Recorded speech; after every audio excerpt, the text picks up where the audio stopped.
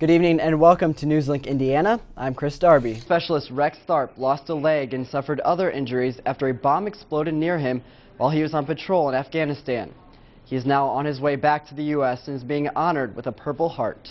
A somber ceremony next to busy Lima Road marked the 1-week anniversary of the discovery of the bodies of 19-year-olds Aaron Yale and Ryan Tipton, as well as 43-year-old Bart Heller. Robert Goldstein Bridge is expected to be complete at the end of the month.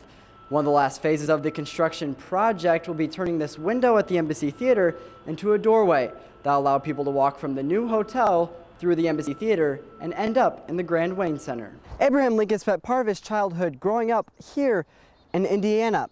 Those were during the days where, during the winter, the only way to keep warm was a fire rather than heaters or what we have today.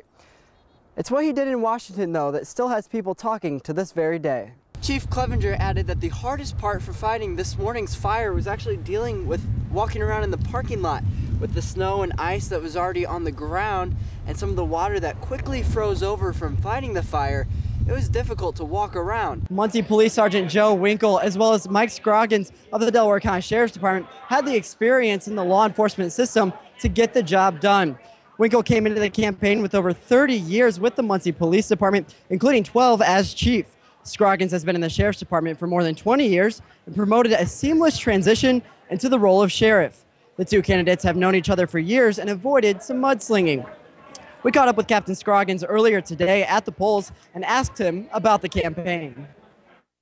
I think Joe and I, it wasn't like we got together and come up with this plan. We've known each other over 20 years through law enforcement. He concentrated on running for the office of sheriff as I did. We talked about the issues, what our plans were, and how we prepared ourselves. And hope other candidates tend to do the same. Instead of talking about all the problems and things to be afraid of, talk to the people about what your plan is and how you're going to help make Muncie, Delaware County a better place. Scroggins' opponent in the race, Joe Winkle, joins us here. Now, Joe, now that you've seen the results, tell me how you feel about how the campaign went. Well, obviously we're disappointed, but at the same time, Mike Scroggins will be a wonderful sheriff. I think he'll do a wonderful job, and we wish things would have went a little differently, but Delaware County is in good hands. Okay, and now moving forward, what's next for you? And even if you want to touch a little bit on the relationship with you and Scroggins. Mike and I have known each other for over 20 years. I think he's very qualified. I think he'll make a great sheriff.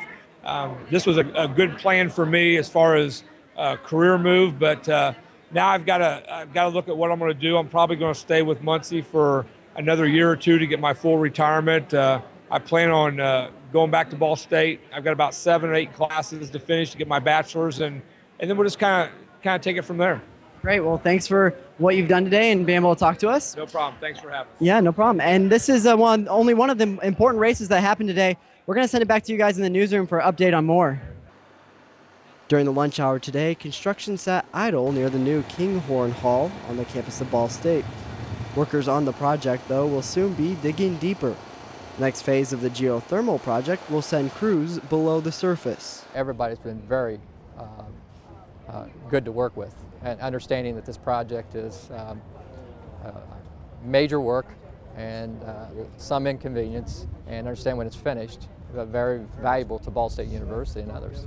James Lowe is in charge of the project. He calls it a complex process that is helped by an underground system already in place. We have an infrastructure under this campus that's phenomenal. Students, faculty, staff walk over it every day and don't know they're walking on top of it. The next phase of the geothermal project will be installing underground pipes. Now that means tearing up spots all around campus.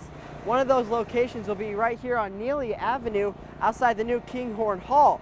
Now the hall is expected to open in the fall, which means the project could be getting in the way of some students. Ball State's geothermal project is the biggest of its kind in the country and will convert the university's main energy source from coal to groundwater. State Senator Sue Arrington says the project is worth the time, effort, and inconvenience. There are other projects coming along that are going to help make us more energy efficient, which in the end reduces costs. It reduces costs in health, in our environment, and it creates jobs. Playing phase will start next month after commencement and will continue through 2011. In Muncie, Chris Darby, NewsLink, Indiana. It may be getting warmer outside, but some are working up a sweat inside. The Community Center for Vital Aging gets Muncie area seniors moving.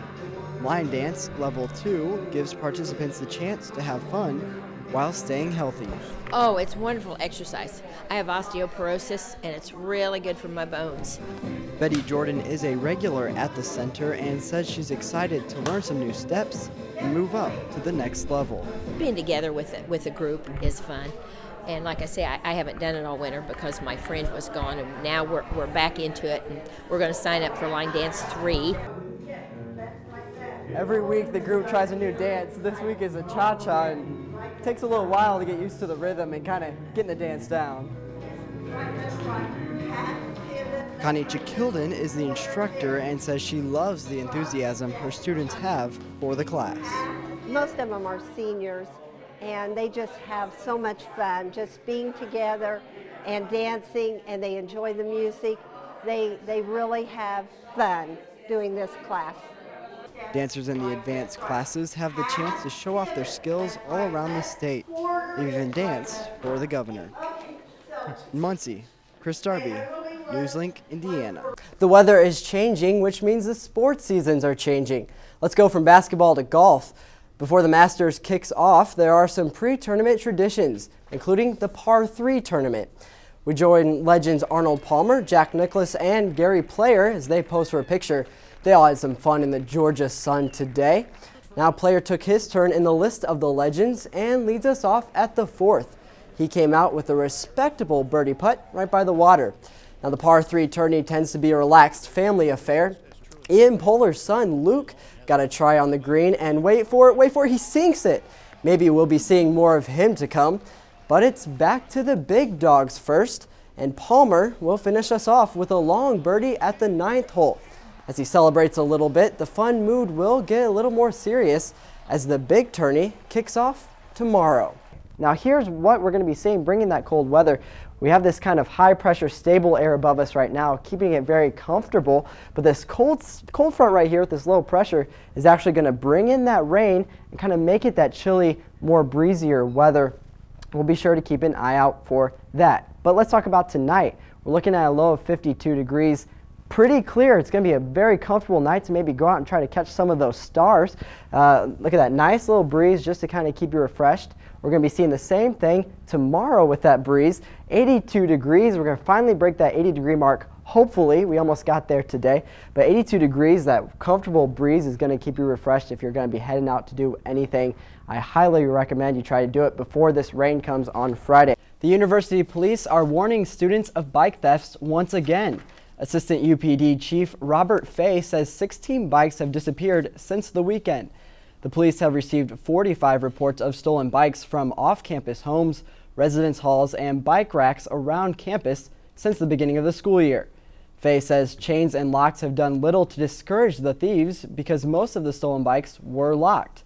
He also recommends that riders secure their bikes with large, heavy U-bolt type locks, making sure to secure the frame. Fay urges students to contact the police immediately if they see anyone attempting to steal bikes.